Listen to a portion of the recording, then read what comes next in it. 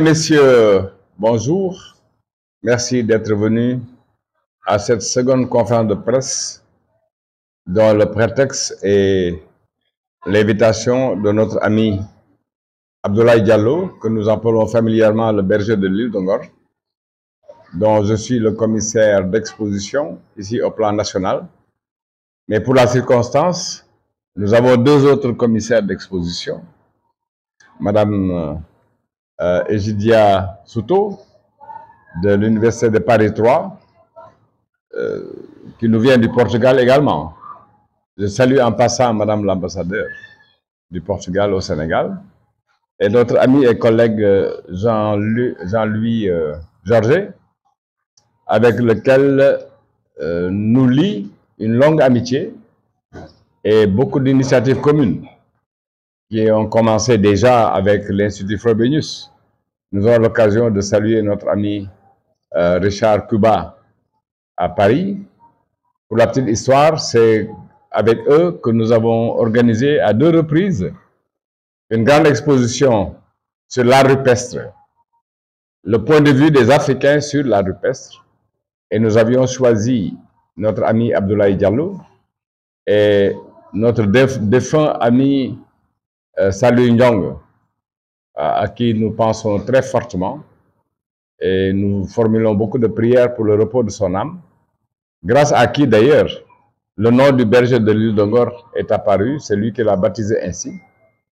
Et une autre artiste plasticienne de talent, Aïchatou, qui à chaque biennale, à l'instar de ce que nous faisons, organise aussi une biennale off à laquelle elle invite beaucoup d'artistes de différents pays. Cette année-ci, d'ailleurs, il y a eu une partie qui a exposé ici à l'île d'Ongor et une autre partie au WARC, au West African Research Center. Et donc, c'est avec Jean-Louis qu'on a organisé cette exposition sur l'art rupestre avec les tableaux de ces trois artistes dont je viens de parler. Et nous avons également organisé un grand colloque international sur les médiateurs culturels dans l'anthropologie, dont les actes ont été publiés à Francfort. Hein. Très très beau livre d'ailleurs, avec plein de contributions, et nous l'avions organisé à l'Université Cheikh Anta Diop de Dakar. Le prétexte de notre rencontre d'aujourd'hui, évidemment, comme je l'ai indiqué tout à l'heure, pour la seconde fois, c'est l'invitation de Abdoulaye Diallo, le berger de l'île d'Ongor, au Musée de l'Homme à Paris, pour une grande exposition sur l'art rupestre, sur laquelle exposition vont revenir nos deux amis de Paris. Mais c'est une très grande fierté pour nous de voir l'Afrique représentée dans cette exposition à côté de grands noms, et que même si c'est une œuvre mais qui est tellement significative, nous ne pouvons que nous en réjouir grâce à la clairvoyance, la ténacité, l'esprit d'initiative de Ejida et Jean-Louis.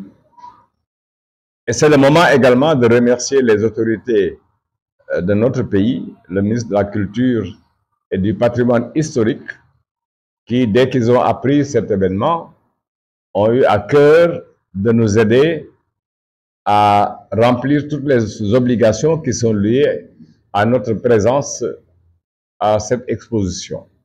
En particulier le secrétaire général, monsieur le ministre bien entendu, le secrétaire général, madame la secrétaire générale de la Biennale de l'art contemporain africain, qui a sous son égide l'organisation de la Biennale, la direction de la cinématographie. Tout le monde sait quand même que les arts se croisent. Et donc, si le ministre a décidé que c'est la direction de la cinématographie qui s'implique, ça a été fait et bien fait, comme ça a été fait aussi pour la Biennale. Et enfin, les autorités internes du ministère, notamment la direction des affaires générales, la DAGE. Et donc, c'est muni de ces recommandations, de cet accompagnement et de soutien que nous allons nous rendre à Paris. C'est un plaisir également de recevoir ici de vieilles amies, hein, vieilles dans la durée de l'amitié, n'est-ce pas? Lydia, et évidemment notre ami Bara Diokhane, Maître Bara Diokhane, dont le titre ne peut être écorché ni sous-entendu. Maître, bienvenue ici, merci d'être venu. Et donc tous les amis journalistes qui, de par leur fidélité, en particulier Le Soleil, dont je remercie la direction et son représentant, Mamadou Camara, que nous appelons familièrement Moka, hein, pour ceux qui ne le connaissent pas, et qui ont eu tous à cœur de relayer de manière très judicieuse la première conférence de presse que nous avons organisée ici. Ça a été très très bien médiatisé. C'est le moment aussi, l'occasion d'avoir une pensée pour notre ami Ibou Diouf, qui vient de perdre, je crois, sa belle-mère ou son beau-frère, son beau-père, et qui n'avait pas hésité, évidemment, à venir en relayant la conférence de presse par une émission très intéressante à la chaîne de télévision TFM. Donc, voilà un petit peu ce qui nous réunit, sans entrer dans le détail de beaucoup de choses qui le seront de toute façon, qui le sera ce détail à Paris. Je voudrais quand même donner la parole, en premier lieu, à Egidia, pour qu'elle nous dise un petit peu l'historique et la manière dont les choses ont été faites et bien faites jusqu'à ce qu'on arrive à cette étape-ci, n'est-ce pas? Voilà. Lydia, est-ce qu'on lui passe la... Il faut que je parle au micro.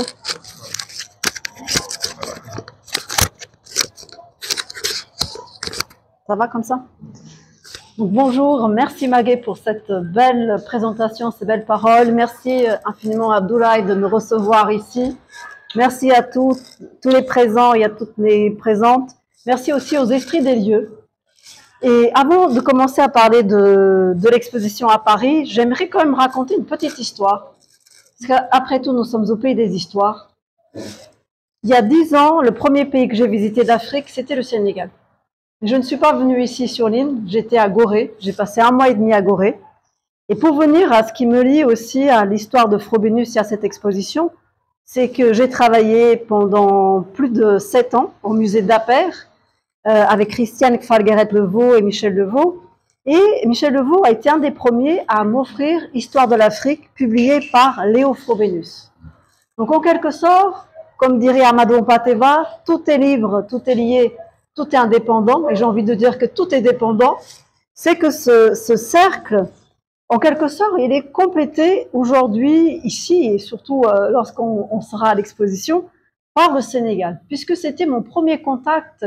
Je connaissais les objets, j'ai beaucoup étudié l'histoire, mais j'avais jamais été ici, dans la terre qui nous accueille, et la terre, comme j'ai l'habitude de dire, qui nous a donné naissance à tous. Donc, pour revenir à cette histoire de Frobenius aussi, c'est que ce livre, il m'a profondément marqué. Bon, il y a quelques passages qui sont un petit peu durs à lire quand même quand on est plus jeune, mais surtout cette vision universelle de l'Afrique. Et j'avais une vingtaine d'années, je commençais aussi à lire Senghor, Césaire aussi, et à voir que finalement, tout ce qu'on nous avait appris jusqu'à là avait peu de sens. Et que c'était aussi à nous d'essayer de trouver un sens, d'essayer de trouver comment nous, êtres humains, qu'on soit à un continent ou à un autre continent, nous ne sommes que des passeurs. Tout à l'heure, tu parlais de médiateurs. Tout à l'heure aussi, tu parlais de ces différentes humanités, que nous sommes que des passeurs de ces humanités et nous essayons de donner sens. Et lorsque j'ai rencontré d'abord Jean-Louis, qui est mon collègue à l'université, je ne sais pas comment il racontait une histoire et j'entends Frobenius. Et là, ma tête se dit « Ah, Frobenius !» Et je lui dis « Je connais Frobenius !» Et il me regarde. Alors, Frobenius, à l'université, est surtout connu par les germanistes. Alors, vous pouvez voir que je n'ai pas vraiment... Enfin, j'ai aucune appétence pour la langue. Mais ce qui m'a intriguée, c'est que j'étais là « Comment ça ?» Cette histoire me fait penser à la rencontre entre Césaire et Senghor à propos des masques de Casamance. Et là, j'ai l'occasion de discuter avec le collègue autour de Frobenius et se noue une amitié.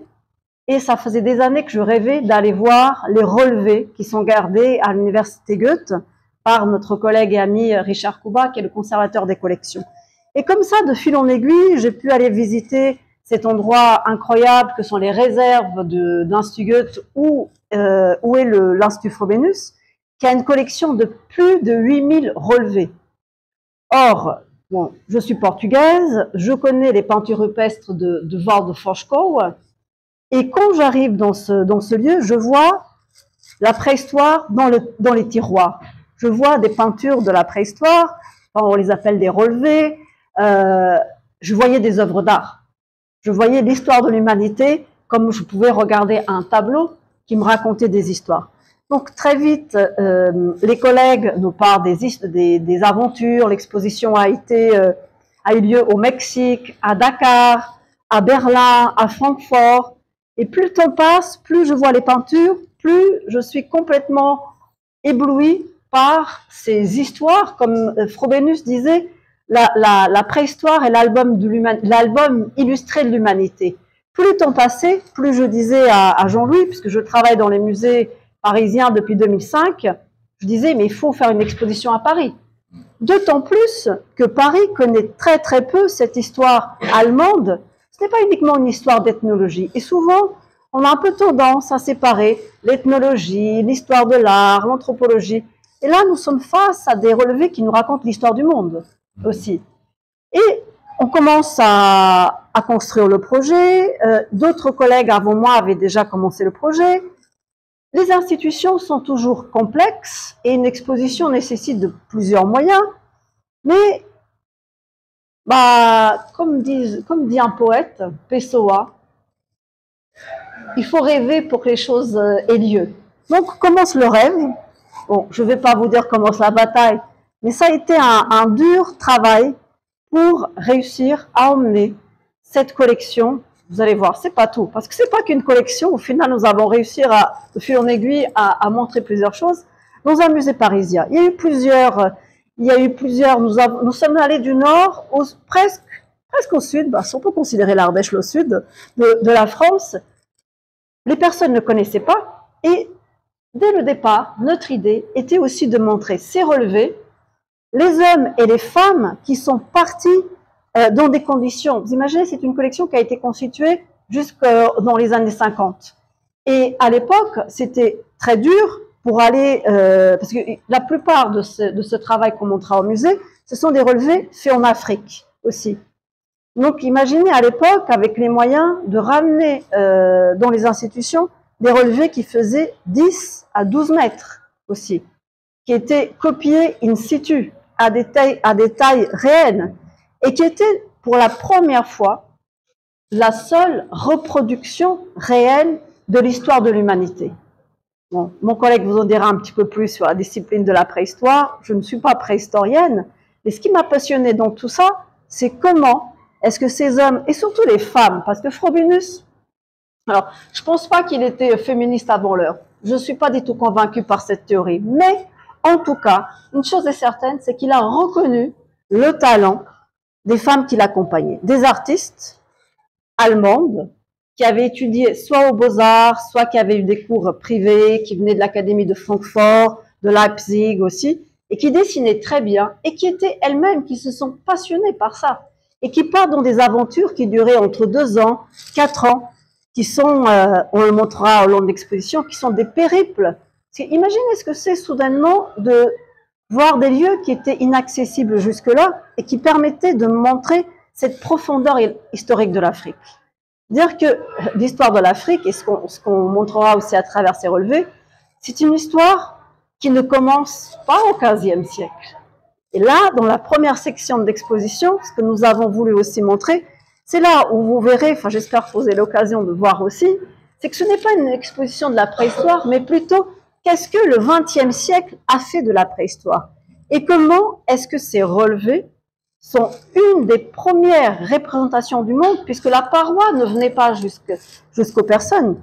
C'est-à-dire que ces artistes, ils ramènent l'histoire, les parois, dans les musées. Et très vite, alors l'exposition va montrer les relevés de Frobenius, mais il y aura aussi les relevés d'Abbé Breuil, qui est considéré le père de la préhistoire, d'Henri Lotte, et je suis la pire personne pour les noms, mais je vais me souvenir tout à l'heure. Henri Mailloux aussi, de différentes générations. Et l'exposition montrera aussi comment est-ce qu'à différentes époques, ces releveurs, ils vont montrer ce qui était inaccessible. Donc, pour revenir à ça aussi, ce que je voulais vous dire, c'est que nous avons voulu montrer l'art de l'universel. Et dès le départ, on voulait que le visiteur puisse, comme dans les années 30, puisque dans les années 30, pour la première fois, ces relevés sont exposés à Paris, ils font le tour de l'Europe, ils vont jusqu'aux États-Unis. Et aux États-Unis, c'est le grand, bon, je vais utiliser ce mot, hein, c'est le grand scandale, dans le sens positif, parce que lorsque ces relevés sont exposés, beaucoup de critiques refusent de croire que ce sont des peintures réelles, que ce sont des copies de peintures qui ont pour la plupart 40 000 ans, 10 000 ans, 16 000 ans, et certaines des milliers d'années. Et ces peintures-là sont montrées dans le White Cube, mélangées à l'art moderne. Et là, c'est aussi, en quelque sorte, le début du bouleversement. Et nous, dans cette exposition, nous voulons retracer tout ce parcours pour arriver jusqu'à la réception, au bouleversement que va avoir cette peinture pour les artistes, pour toute une génération d'artistes, Picasso, Klee, Pollock, entre autres, puis montrer toute une partie aussi du relevé aujourd'hui. Alors, on pourrait faire un peu l'histoire du relevé, puisque pour l'histoire du relevé, il faut la main. Tout à l'heure, Abdoulaye parlait de tous les sens et de son état lorsqu'il peint presque un état de transe chamanique avec la toile, ce rapport avec la toile. Et j'ai envie de voir aussi ce lien entre ton travail et le travail de nos ancêtres aussi dans la grotte, parce qu'on sait aujourd'hui que beaucoup d'animaux qui sont représentés dans la grotte n'étaient même pas les animaux qui étaient chassés. Est-ce que c'était des animaux tutélaires? Est-ce que c'était un bestiaire dans lequel on s'appropriait? Pourquoi pas?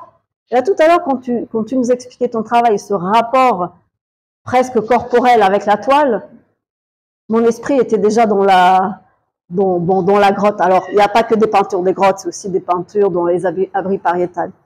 Et là, notre idée, c'est de tracer toute cette histoire, de montrer aussi aujourd'hui ce qui se fait, puisque le relevé, il est toujours fait. Aujourd'hui, il y a des techniques scientifiques très complexes, et le relevé, enfin, différentes techniques de relevé ont été délaissées au service de la science, puisque la science permet aujourd'hui la reconstruction avec des méthodes beaucoup moins abrasives de la paroi de la grotte. Et notre idée était de montrer que malgré et même avec toute la technologie qui nous permet d'aller dans des lieux qui sont inaccessibles aujourd'hui, puisque là, les copies que nous avons aujourd'hui sont parfois le seul témoignage de lieux qui n'existent pas, il faudra toujours des artistes pour saisir ces lieux. Donc, même avec toute la technologie, les artistes comme Abdoulaye Diallo, et l'exposition se termine aussi par un tableau. On ne veut pas tout vous annoncer d'ici à la fin, mais bon, il faut voir en vrai.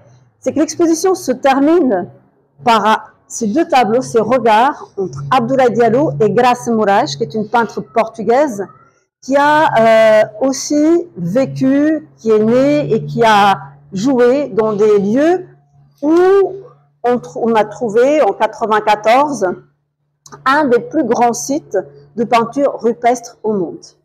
Et notre choix est venu naturellement parce que tous les deux, vous êtes de la même génération, vous avez comme une histoire, vous voulez raconter une histoire de l'humanité, de l'universel. Vous vous saisissez de cette universalité de l'humanité.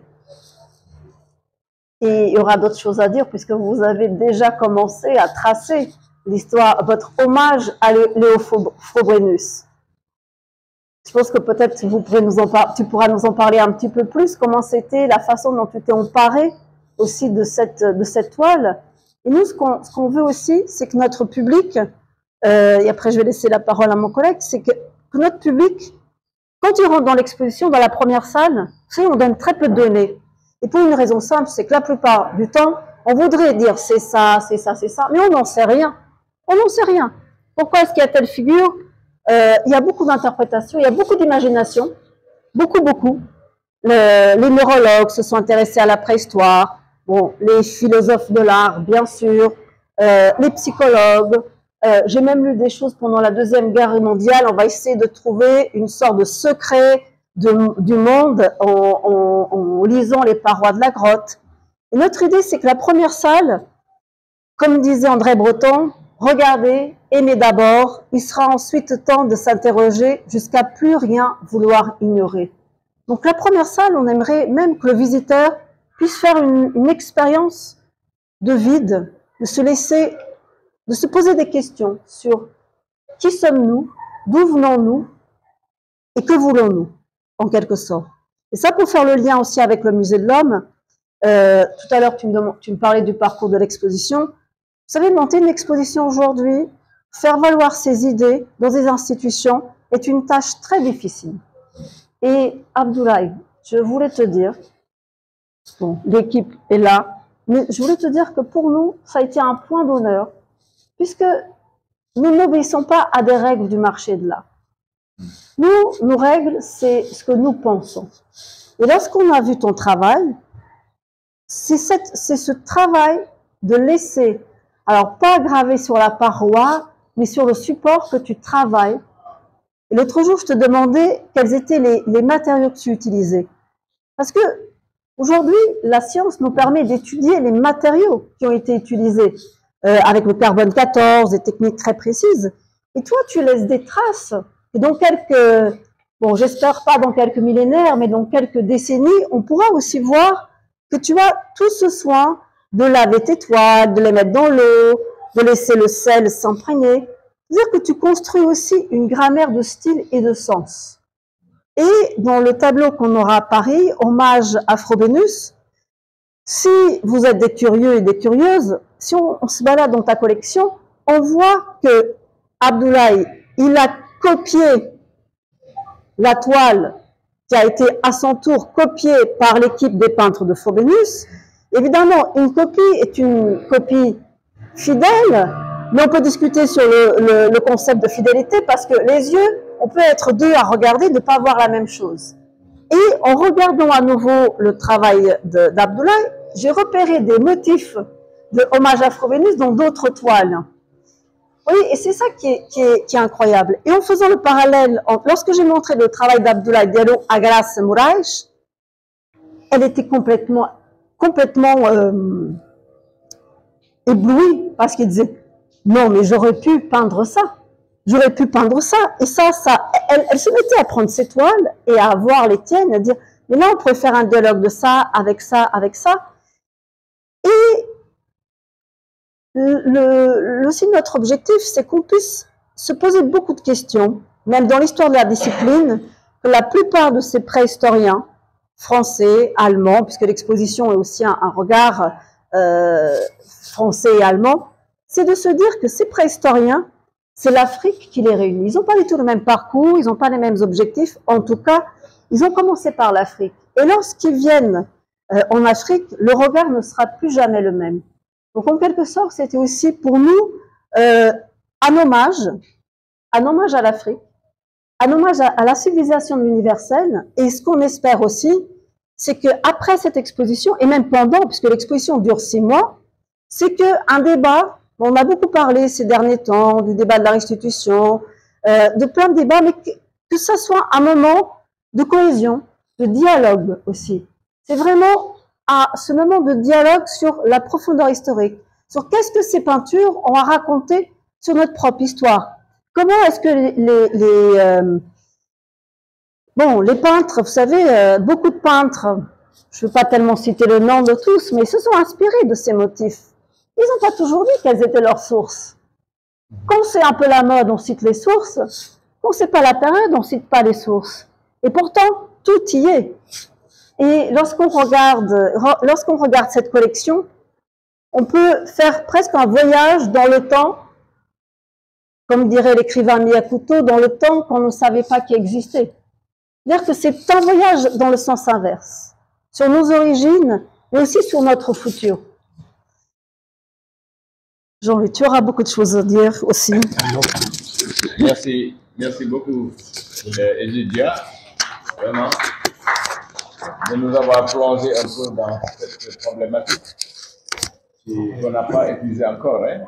Non, bien sûr. L'Afrique donne toujours à penser, donne toujours à réfléchir sur notre propre humanité. Et c'est un peu ça aussi le sens de l'art, en tout cas de notre point de vue. En tout cas, s'il y a bien une chose qui est remise en question, à la fois par cette exposition et plus généralement par la science aujourd'hui, c'est l'idée même de préhistoire. Ça veut rien dire, la préhistoire, parce que il n'y a eu qu'une histoire des êtres humains, et que la préhistoire, ça suppose une histoire, et que l'histoire, c'est une histoire écrite, avec des sources écrites par les Européens. Et que, en écrivant, en couchant sur le papier dans de multiples langues l'histoire, on nommait finalement toutes les autres histoires. Et d'une certaine manière, la préhistoire, c'est le rappel qu'il n'y a pas une seule histoire et qu'il y a encore moins une histoire écrite et que les sources écrites, finalement, ne sont pas le seul accès à l'humanité, à l'être humain. Ça, je pense que c'est quelque chose qui est beaucoup remis en question aujourd'hui, cette notion de préhistoire. Tous les préhistoriens le disent. Et la préhistoire, c'est une des sciences qui évolue le plus aujourd'hui, qui évolue avec les nouvelles techniques, mais qui évolue aussi dans sa compréhension. Qu'est-ce que ça veut dire? Déjà, la préhistoire fascine. J'ai eu l'occasion de suivre tout le parcours de la collection Frobenius. Berlin, 45 000 visiteurs. Mexico, 200 000 visiteurs. À Dakar, on devait avoir quelque chose comme 20 000 ou quelque chose de visiteurs. À Zurich, on a eu autour de 40 000 visiteurs. Et la dernière exposition sur art et préhistoire à Paris, qui n'était pas celle de la collection Frobenius, a eu 150 000 visiteurs. Et d'une certaine manière, c'est un thème qui concerne tout le monde. Du petit enfant, on voit des parents, des grands-parents, tout le monde peut venir voir la préhistoire parce que c'est l'histoire de tout le monde. Bon. Et d'une certaine manière, en faisant circuler cette collection dans des aires culturelles différentes, l'Amérique du Sud, l'Europe, l'Afrique, et j'espère après, on se lancera vers New York, vers les États-Unis, on verra si on réussit. En tout cas, cette collection a beaucoup circulé dans les années 20-30, partout en Europe et dans le monde, avec comme point d'orgue le moment en 1937 à New York. Cette collection, finalement, elle révèle en quelque sorte la profondeur du sens de l'humanité. Alors, préhistoire, c'est bien sûr des images, c'est des toiles. Mais nous, on les regarde comme des scientifiques. Les Européens les regardent comme des scientifiques, alors que les gens qui vivent avec ces images, ils ont toujours vécu avec ces images, ils les visitent, ils leur rendent visite, ils les voient quotidiennement, et quelque part, ils leur parlent, ils les changent. On a eu un grand projet, enfin, il y a un grand projet en ce moment qui se passe avec les aborigènes en Australie, sur cette collection Frobenius, et mon collègue me racontait, j'aurais sans doute l'occasion d'y aller, mais mon collègue me racontait que les aborigènes, quand ils arrivent sur ces sites sacrés, ils parlent aux images, et puis que si une image est un peu défraîchie, on prend un pot de peinture et hop, on remet un petit coup de couleur pour essayer de leur redonner de la vie. En tout cas, c'est des images vivantes. Et la science européenne en a fait des images scientifiques. Et ce qu'on ne voulait pas dans l'exposition, c'est qu'on oublie, puisqu'on est incapable de les interpréter, personne aujourd'hui, il y a quelques populations dans le monde, dont les aborigènes qui possèdent encore la technique de leurs ancêtres, mais personne n'est capable de les interpréter, ces images. Absolument personne. Et on peut fantasmer sur les images, mais on ne peut pas les interpréter, on ne peut pas les interpréter scientifiquement. Tout ce qu'on peut faire, c'est des relevés, des mesures, mais finalement, pour les populations locales, que ces images aient 2000 ans ou qu'elles aient 40 000 ans, c'est pas grave, puisque ce sont des images vivantes, et qu'on dialogue avec ces images, et qu'en Afrique, partout, on est là, présent, en contact avec ces génies, on est là, présent en contact finalement avec son monde intérieur, on est là en contact avec son monde extérieur, et que présenter ces images, ces relevés comme des relevés scientifiques, c'est-à-dire en faire des relevés qui n'appartiendraient finalement qu'à la science européenne, c'est leur donner un sens totalement erroné. Et que ce qu'on a voulu faire, parce que ça avait très bien marché à Dakar, ce qu'on a voulu faire, c'est dire, même si elles datent des années 1930, que ce sont des images vivantes. Et que, aujourd'hui, des artistes magnifiques comme Abdoulaye Diallo se les réapproprient. Et qu'on a besoin pas seulement de les mesurer, pas seulement de les dater, mais qu'on a aussi besoin de les recréer. On en a besoin comme des sources d'inspiration, des sources de création, et que montrer simplement, finalement, le côté très aventurier de ces images, puisque effectivement, elles partent de lieux inaccessibles aujourd'hui pour arriver dans les musées, elles changent tout l'art européen de la première moitié du XXe siècle. On a les cartons d'invitation de l'exposition de Paris en 1930, Picasso, Derain, Matisse. On ne sait pas s'ils sont venus, mais en tout cas, ils ont été invités. On a les cartons d'invitation. Cet art a changé toute l'histoire du XXe siècle, et cet art, il est universel. Et il est très africain, cet art. Il est présent en Namibie, il est présent au Zimbabwe, il y a aussi les images au Sénégal, il est présent en Afrique du Sud. En tout cas, sont des images absolument universelles. Il est présent en Amérique du Sud, au Brésil, en Asie, bien évidemment. En tout cas, et le hotspot d'ailleurs aujourd'hui de la préhistoire, c'est l'Indonésie. C'est là où, en ce moment, on fait des découvertes de plus en plus importantes et de plus en plus fréquentes, et on s'aperçoit que l'humanité est absolument plurielle. Et que l'œuvre d'Abdoulaye Diallo, elle dialogue avec cette humanité plurielle, elle la représente, elle la dit, elle l'exprime, et que la préhistoire sans les artistes contemporains, sans Abdoulaye, sans Grassa, ça veut rien dire, ça reste une science très austère et une science très, j'allais dire, aride pour des spécialistes. Et nous, on veut pas être des spécialistes ou simplement des spécialistes, on veut faire sortir ce savoir des universités et on veut aller au contact du public, on veut rencontrer les gens, on veut leur dire, on veut dialoguer avec eux parce que c'est dans ce dialogue qu'on apprend. Et en rencontrant Abdoulaye, j'ai ouvert mon monde sur des milliers de mondes que je soupçonnais pas, que je connaissais pas, et dont, parce que j'ai vu peu à peu aussi cette œuvre se constituer, dont j'ai vu la multiplicité, la pluralité, et dont j'ai vu aussi également la profondeur. Et d'une certaine manière, ça n'est que rendre hommage à la fois à un immense artiste, mais aussi au Sénégal, pays de mon cœur, et également à l'Afrique en général, que de le voir exposé au Musée de l'Homme à Paris, dont la vocation autrefois fut bien autre, et qui devient finalement un musée où se rencontrent les cultures et où peut-être on va apprendre le monde de demain, c'est-à-dire un monde qui regarde les yeux dans les yeux, d'égal à égal, à hauteur Dieu. Et plus seulement un monde où on plaque les schémas scientifiques produits dans nos universités sur le monde entier, en l'écrivant, en le consignant, en le réduisant à l'écrit, parce que l'image, elle est bien plus forte que ça.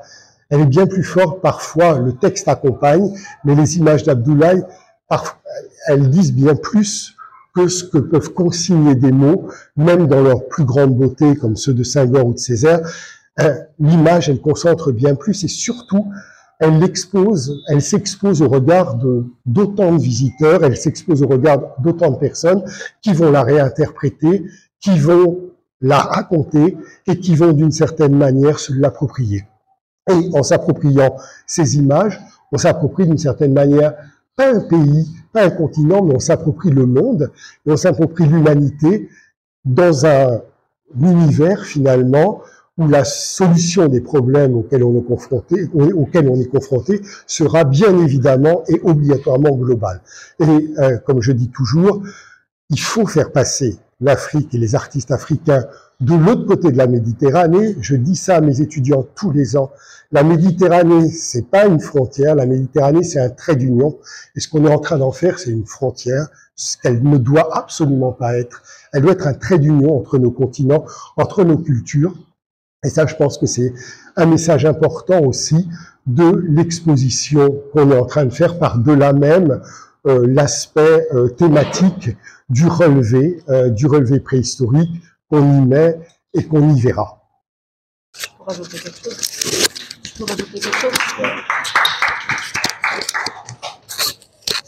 Je vais juste rajouter un petit détail par rapport à ce que tu as très très bien dit aussi, c'est que je pense qu'il est temps que l'université sorte aussi de son cadre et qu'on aille rencontrer le public. Parce que le savoir, on est aussi aujourd'hui, on parle beaucoup de décloisonner le savoir, et que rien que mieux que le musée de l'homme, bon, c'est le premier musée qui m'a donné envie de faire ce métier. J'avais peut-être 8 ans, j'étais en vacances à Paris, j'ai pu voir ce lieu, et plus tard aller travailler au musée d'Appert et 15 ans au musée du Quai Branly. Et quand je pense au musée de l'homme et à sa vocation première, le musée de l'homme a toujours été ce lieu de lutte pour la liberté en France, de lutte pour les valeurs, et je pense qu'il est très important de rappeler cela par rapport à l'histoire de l'institution, qui traverse, comme toutes les institutions, plein de remises en question aussi, et que le musée de l'homme est ce musée laboratoire que tous les chercheurs, enfin, je ne peux pas parler au nom de tous les chercheurs, mais en tout cas, certains chercheurs auraient aimé que ça soit toujours le cas. Ça veut dire qu'on se bat pour des idées, que si on fait ce métier aussi, c'est parce que on croit qu'on peut changer les choses, et tout changement commence par un bouleversement. Donc nous aussi, en tant que chercheurs, en tant que représentants d'une institution, alors en tant que représentants aussi de plusieurs, tu disais tout à l'heure, on veut abolir les frontières, nous sommes aussi des représentants d'une jeune génération. Et nous avons la responsabilité de là où nous sommes. Et notre responsabilité aussi auprès des jeunes générations, parce que nous avons des étudiants qui ont 18 ans, qui arrivent à l'université, parfois avec des idées comme ça, c'est de leur dire que à partir de ces relevés, parce que ces relevés sont notre matière première, mais aussi de leur dire qu'aujourd'hui, c'est des artistes comme Graça Moraes qui méritent beaucoup pour la paix, des artistes comme Abdoulaye Diallo qui travaillent énormément aussi avec les jeunes générations, c'est parce que nous croyons que cette continuité dans l'histoire, elle est plus que jamais importante et que c'est aussi notre raison, notre mission en tant qu'enseignants. Vous savez, aujourd'hui, tous ces jours, nous sommes là aussi dans le cadre d'un colloque. Et tous ces jours, nous avons entendu des communications pertinentes, rencontré des étudiants, et la question revenait souvent, c'est qu'allons-nous enseigner? Comment allons-nous enseigner? Et je pense aussi qu'un des messages forts, en tout cas que nous avons voulu passer dans cette exposition, c'est que aujourd'hui, les artistes vivants, comme vous, sont les passeurs aussi de messages, et que parfois vous êtes les visionnaires d'un monde que parfois on oublie qu'il y a des solutions à nous apporter. Tout est cyclique. Enfin, c'est dans ce sens que nous avons voulu travailler. Tu as tout à fait raison d'insister là-dessus, Egidia, et Jean-Louis également. Quand on a fait Focus en 2018, avec une interrogation pleine de sens, quelle humanité pour demain? Nous ne pensions pas du tout que cette problématique allait entraîner énormément de tentatives de réponse à quelle humanité pour demain. Deuxièmement, si on revient à l'idée première du musée de l'homme, qui est quand même de rassembler les idées pour une nouvelle humanité, même si le terme n'apparaît pas explicitement, mais c'est tout le problème et toute la problématique qui trouve son répondant dans la décision, cette fois-ci, d'exposer l'art rupestre à travers ses représentants de notre contemporanéité. Parce que nous avons fait un livre, nous avons fait 6 livres sur quelle humanité pour demain, en passant en revue un certain nombre de questions. Mais la question qui apparaît de manière nette, c'est art rupestre et contemporanéité. Et je crois que c'est d'ailleurs dans ce livret-là qu'apparaît Frobenius II, que l'artiste n'a pas aimé au départ. Il a fallu mon insistance pour dire que ce tableau-là, personnellement, il me parle. Et effectivement, il nous a parlé comme il vous a parlé. Et donc, cette réponse à quelle humanité pour demain, c'est de dire que rétropédalons pour voir si nos ancêtres d'il y a des milliers d'années n'avaient pas déjà la réponse à nos angoisses existentielles d'aujourd'hui.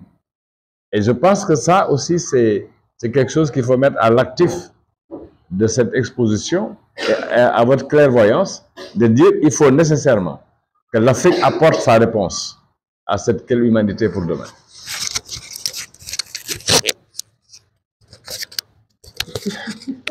On te le donne en Abdoulaye, tu sens. On est inspiré.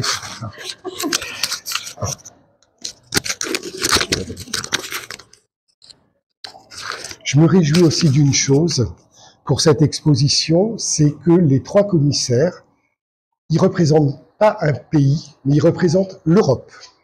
Il y a un commissaire, une commissaire portugaise, il y a un commissaire allemand, il y a un commissaire français.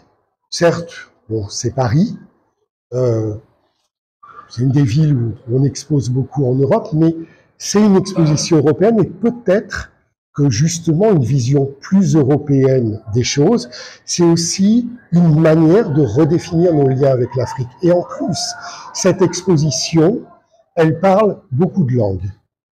Elle parle l'allemand, elle parle le français, elle parle le portugais, elle parle beaucoup de langues, et comme je le dis, et pour moi c'est très important, et y compris au plan scientifique, le monde ne parle pas anglais.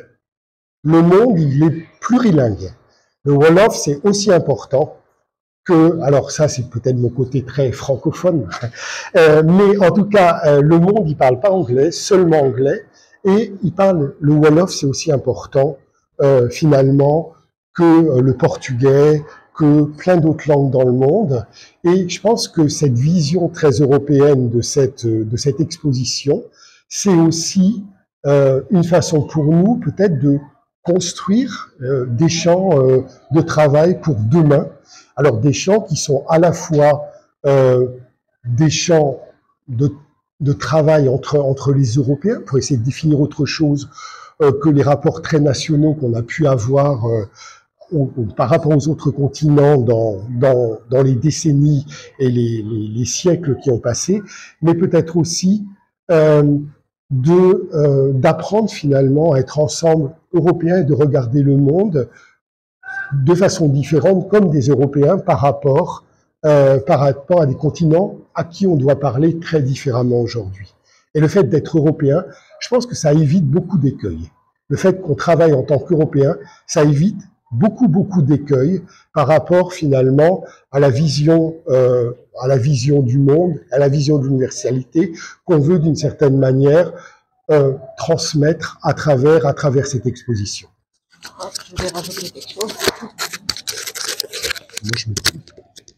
Puisque tu as parlé de langue, c'est vrai que ça a toujours été dans notre collaboration un plus de travailler avec plusieurs disciplines, avec plusieurs langues.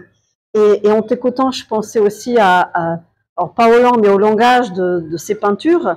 Je me souviens d'une conversation avec Grassa, et j'aimerais savoir si avec toi c'était pareil.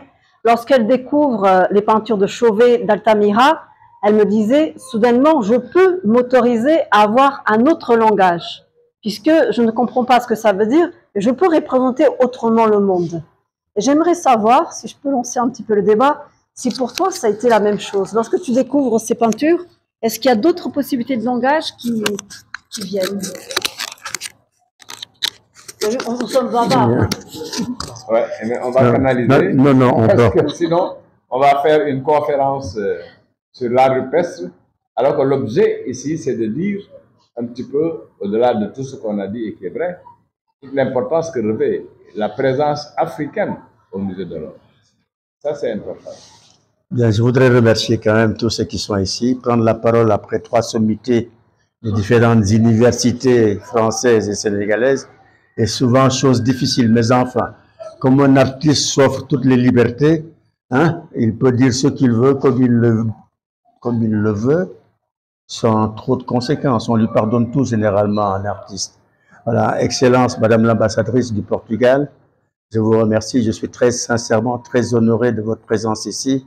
Mesdames, je vous adore, je m'incline toujours devant les dames. Chaque fois que je vois plus de dames que d'hommes, je suis un homme comblé. Vous êtes là, merci beaucoup, maître. En même temps, mon frère que j'ai découvert ce matin, je suis très sincèrement très heureux de t'avoir parmi nous. Bon, à côté de moi, une belle dame. Donc, ça me donne un peu plus de tenus. Et je peux dire, hein? Tu sais que je veux te dire une chose, puisque tu parles des dames. Nous aussi, dans l'exposition, on a tenu à rendre hommage à ces femmes qui, pendant très longtemps, n'étaient pas honorées dans les institutions. Mais c'est pas grave, on va essayer. Jean-Louis, merci beaucoup. De mon commissaire permanent, aîné et patron, je n'ai plus de mots pour lui dire merci. Merci tout simplement au commissaire. Voilà, je vais répondre à la question des idées. Moi, j'avais été préoccupé depuis plus d'un quart de siècle sur le devenir de notre humanité. Quelle humanité pour demain? Je suis scientifique de formation.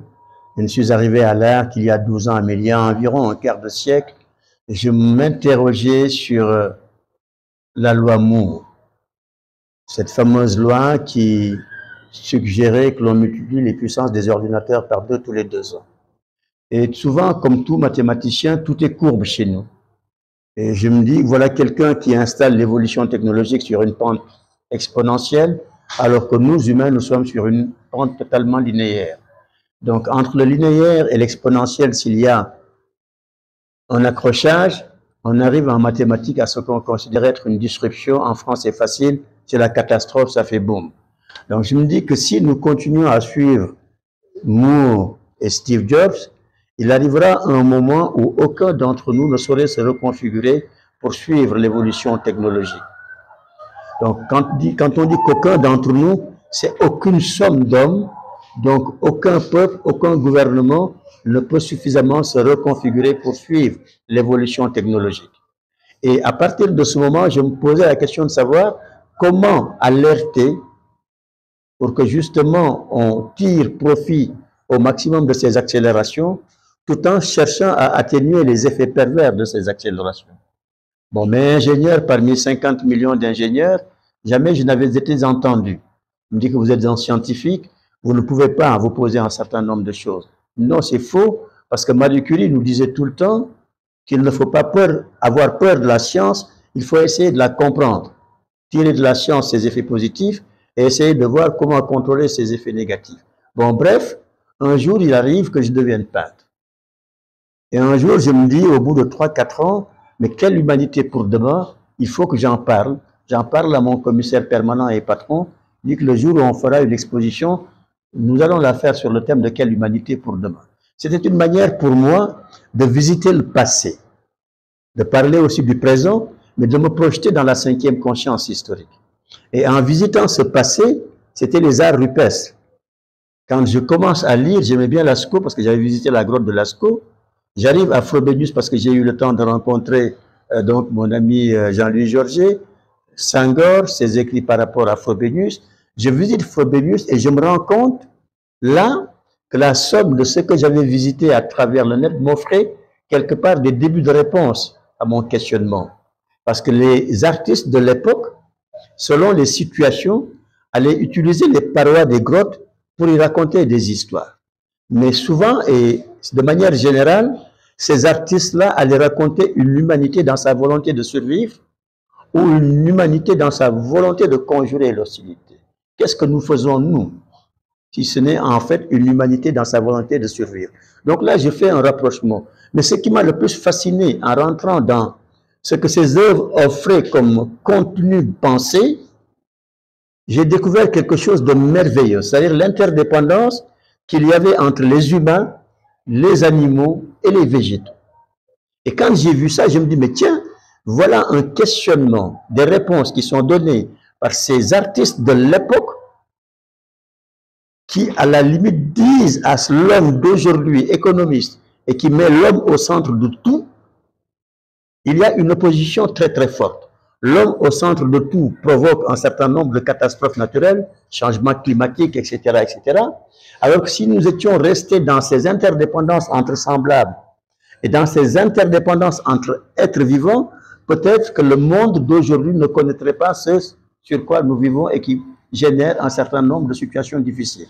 Et à partir de ce moment, je me suis dit, mais tiens, la rupestre, lui, pourquoi pas?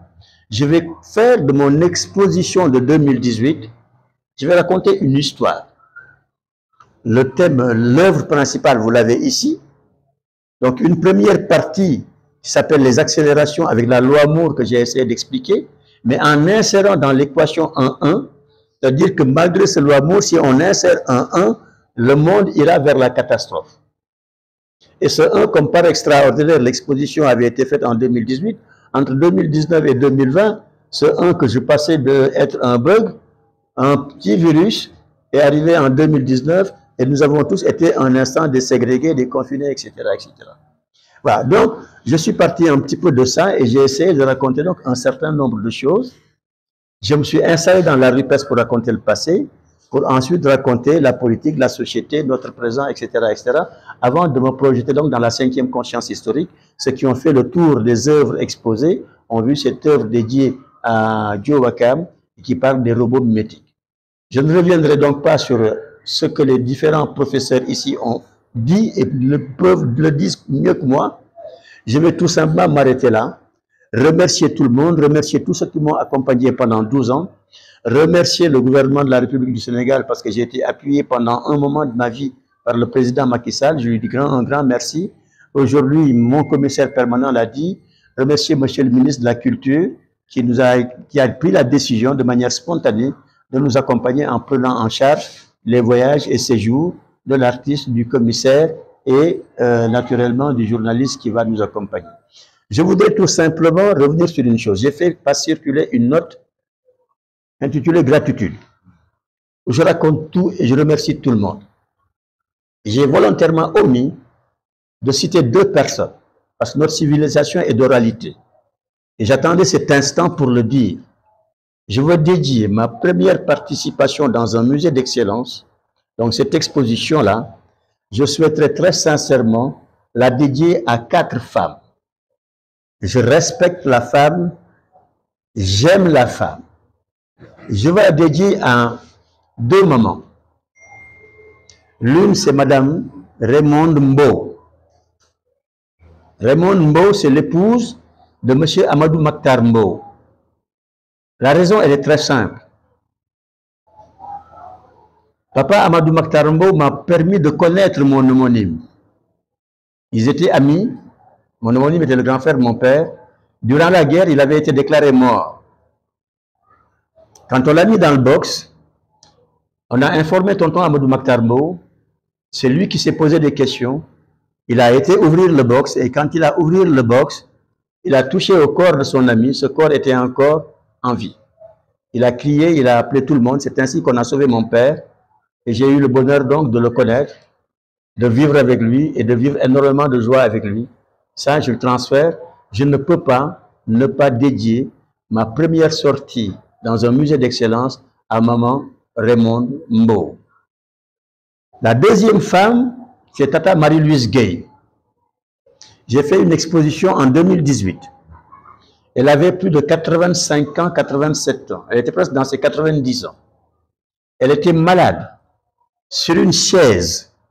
Mais comme nous avons tous deux appartenu à une association qui s'appelait le Sénac, elle avait tenu à être présente à l'exposition de son fils. On l'a prise, c'est Jean-Pierre qui l'avait accompagnée jusqu'à l'université Cheikh Anta Diop. Elle est venue, elle m'a serré la main, elle a prié pour moi en me disant « Mon fils, mon petit chéri, je ne pouvais pas ne pas être là. Je sais que tu ne voulais pas que je bouge, mais je ne peux pas ne pas bouger. Je ne peux pas ne pas avoir de pensée pour elle. » La troisième femme est ma sœur de cœur. Il s'agit de France Gall. France Gall, nous avons cheminé ensemble pendant presque 30 années sur l'île de Ngor. Quand j'ai commencé à peindre, j'étais totalement dans le jeu. Un jour, j'expose en bas et je mets des prix fantaisistes parce que je ne voulais pas que les œuvres me quittent. France m'appelle pour me dire « Abdoulaye, est-ce que tu es là ?» Je lui dis « Oui, je suis la France. » Elle me dit « Est-ce que je peux passer te visiter ?» Je lui dis « Mais viens, viens, viens France, viens, fais comme tu veux. » Elle est venue, elle me dit « Ça c'est à moi, ça c'est à moi, ça c'est à moi, ça c'est à moi. » Je lui dis « Mais écoute France, moi tu sais, je suis très très cher. » Elle me dit « Je m'en fous. » Elle part chez elle, elle demande à son fils spirituel de venir chercher ses œuvres. Je ne voulais pas me rétracter. J'ai laissé partir mes filles comme ça. Et le lendemain, le même garçon revient me voir avec une caisse. Dans cette caisse, il y avait un coffret de sa vie avec Michel Berger. Il y avait un chèque du montant correspondant au prix fantaisiste que j'avais mis en place. Il y avait 6 pastels de sa fille Pauline que j'ai eu la chance de porter dans mes bras. Et j'ouvre la dernière enveloppe, c'est ce qu'il y avait de plus merveilleux, une note, Abdoulaye, échange entre artistes. Elle était au sommet de son art et moi, je venais de commencer à jouer dans l'art. Ça, très sincèrement, à cette femme, je ne peux pas ne pas avoir de pensée quasi permanente. Elle m'a installé quelque part dans l'art. La dernière, c'est une de mes nièces. J'aurais dû dire toutes mes nièces, mais particulièrement celle de la presse. Et dans cette presse, il y a une nièce qui publie systématiquement tous mes écrits. Mais je dis systématiquement. Il n'y a pas un seul texte que j'ai publié de 2021 à 2023 qui n'a pas été publié par Madame Bigué Bob, rédactrice en chef du journal L'Enquête. Je ne peux pas ne pas lui dédier cette exposition parce qu'elle a fait énormément pour moi. J'écris aussi beaucoup et pendant un moment, j'agaçais même mes amis et mon patron parce que comme j'étais malade, je ne pouvais plus plaindre. Je passais mes nuits à écrire et j'aimais bien provoquer, mais de manière très douce, les hommes politiques, tantôt une pique par-ci, tantôt une pique par-là. Et Bigué a systématiquement publié mes écrits. Je voudrais aussi qu'elle soit du lot des 4. Le 4 est pour moi le chiffre de la vie. Donc je veux, et je le dis, dédier cette participation à une exposition dans un musée d'excellence à Madame Raymond Mbou, Tata Marie-Pierre Gueye, France Gall, Marie-Louise Gueye, France Gall et Didier Bob. Encore une fois, merci à vous tous et je vous tends mes mains pour de grandes prières. J'espère que j'aurai encore assez d'énergie et j'espère que nous aurons ensemble assez de vie dans la paix et dans la santé pour continuer à faire ce que nous faisons. Ce que nous faisons n'est rien d'autre que transmettre à plus jeunes, transmettre choses utiles à plus jeunes. C'est par conséquent assumer les responsabilités que ceux de mon âge ont comme responsabilité exclusive. Encore une fois, merci beaucoup. Merci.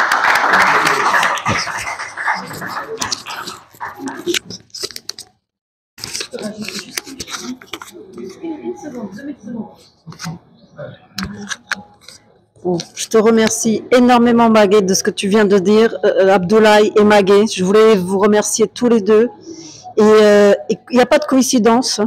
Vous nous disiez souvent, on m'a appris depuis mon séjour que si on compte 9 baobabs, le 10e, c'est qu'on revient. Et vraiment, en t'écoutant, je veux aussi dire que l'artiste Grace Moraes, elle dédie son œuvre qui s'appelle Maria aussi à une femme de son village, mais aussi à toutes les femmes de son village aussi. Et je voulais dire ça, et que notre souhait, ça serait aussi de pouvoir faire une exposition où ton travail dialogue avec son travail. Ça, donc, merci à toi, merci aussi au grand commissaire Magué et au professeur qui m'a appris beaucoup de choses depuis que je suis ici, et l'aventure ne fait que commencer. Merci beaucoup, Abdoulaye. Merci, merci. Merci beaucoup les amis qui sont venus aujourd'hui, malgré les difficultés, hein, parce qu'aujourd'hui est un jour spécial, dans la mesure où il y a le grand combat de lutte dans notre pays, et tout le monde sait que quand il y a un combat de cette nature, avec les deux champions qui vont s'affronter, il risque d'y avoir du grabuge après, quel que soit le vainqueur. Et c'est comme ça, malheureusement. Et donc, on ne va pas retenir trop les amis, encore qu'il y a une petite collation. Ça fait toujours bien, quand on a le ventre un peu rempli, de pouvoir affronter éventuellement